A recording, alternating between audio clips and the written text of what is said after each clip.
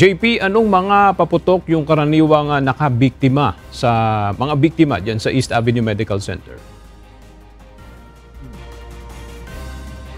Aga, yung mga biktima nga ng paputok na dinala dito sa East Avenue Medical Center, karaniwang dahilan ay yung Piccolo, 5-star at saka yung Boga na alam naman natin taon-taon halos lahat yan yung dahilan ng mga firecracker related injuries.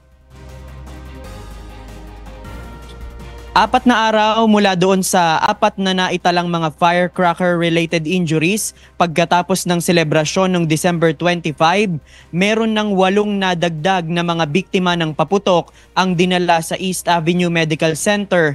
Kaya ngayon ay umakyat na sa 12 yung mga firecracker-related injuries sa EAMC. Doon sa mga naitalang kaso ng EAMC, yung ika-5 biktima ay mula sa Montalban, Rizal na isang 11 years old na lalaki. Biktima ito ng 5-star at kinailangang ma-admit dahil sa mga tinamong sugat. Yung ika-6 naman na biktima ay isang 13 anyos na lalaki sa Quezon City na nasabugan ng Boga. Yung ika-7 at ika-8 biktima ay mga menor de edad mula QC na biktima naman ng Piccolo at 5-star. Habang ang ika-9 na biktima naman ay isang 18 years old na lalaki na nasabugan ng Boga sa QC. Yung ika-10 biktima ay 10 taong gulang na lalaki na galing sa San Mateo, Rizal na nagtamo ng sugat sa maselang bahagi ng katawan. Habang yung ika-11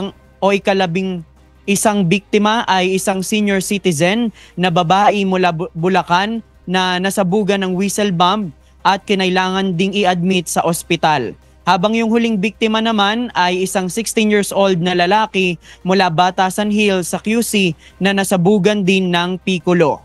Mula doon sa 12 mga biktima na dinala sa EAMC, 9 ay mga menor de edad. Aga ang paalala nga ng health authorities dahil merong mga menor de edad na nabibiktima ng paputok ay yung mga magulang ay dapat bantayan yung kanilang mga anak upang maiwasan nga yung posibilidad na masabugan sila dahil merong mga bata na nagpapaputok o kaya naman ay namumulot ng mga paputok na hindi sumabog. Sa ngayon, yan muna ang ating latest live mula dito sa East Avenue Medical Center. Balik sa iyo, Aga. Maraming salamat, JP Nunez.